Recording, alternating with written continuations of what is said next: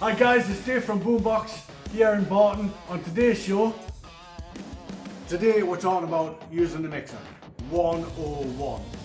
Not complicated, but essential that you know the super basic way to do it. Okay? Let's say this is your mixing desk, mixing board. Across here are all the channels. So here we have 1, 2, 3, 4, 5, 6 microphone channels, then a selection of stereo channels or multi-mono channels, your main outs, and then lots and lots of other stuff across the other side, which we'll cover in 102. Today, all we're going to cover is how to plug in a microphone and get a correct signal to the microphone into the mixing board and out through the main channels. Okay, so you have a microphone. Microphones are plugged in using the XLR connection. You will sometimes see people using microphones with a combination of TRS, etc. Really, these are not professional cables and really should not be used.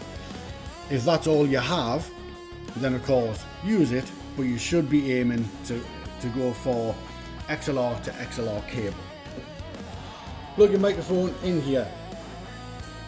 First of all, you must make sure, before you plug anything in, that your gain is turned down. The very top knob is gain on virtually every mixer.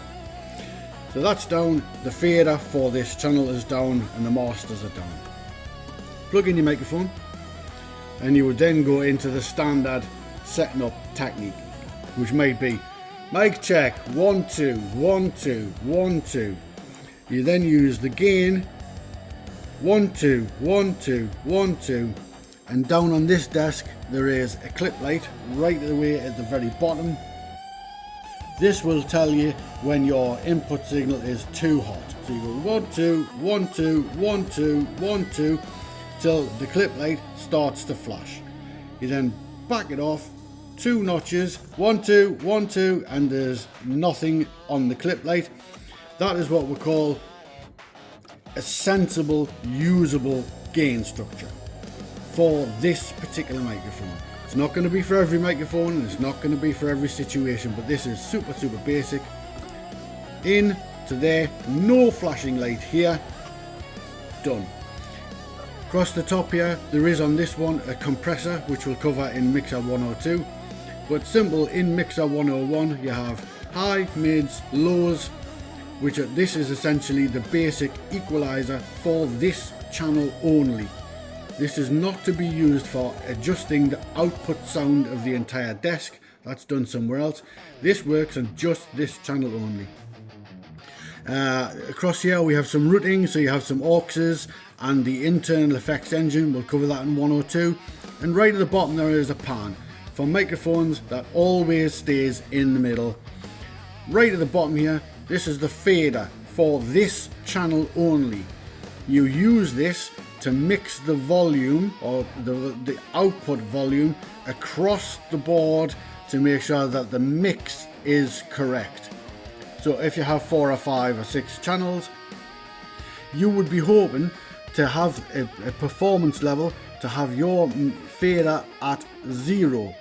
This is where the mixing board works best. It's where it's designed to work best, and you should be trying to achieve this. If you end up with a mixing board which is everything at 0, this is what I would call perfection. Unfortunately, it's not always possible, but that is what you should be aiming for. So getting back to 101, start at the top, microphone in, gain is set, nothing flashing. This is at unity, your output. You then come across to here to the output section. So in here you have a left and right master. It is not good practice to refer to things as left and right.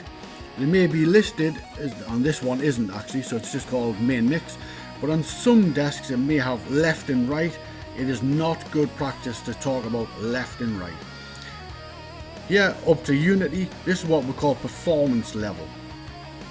Comes through the desk, you should see on the output section here, hopefully full set of greens shows a nice full signal. 1 or 2 yellows shows you're in the correct dynamic range.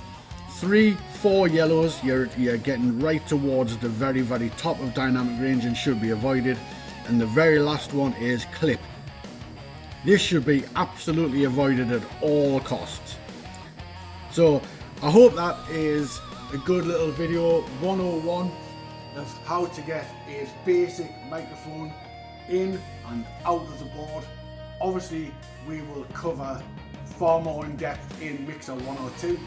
If you have any questions, please in the comments. If you could try to keep it relevant to this video, so super basic for the absolute novices. If you're a long-time engineer and you think I've made some mistakes, also please put that in the comments, because obviously I'm open to it.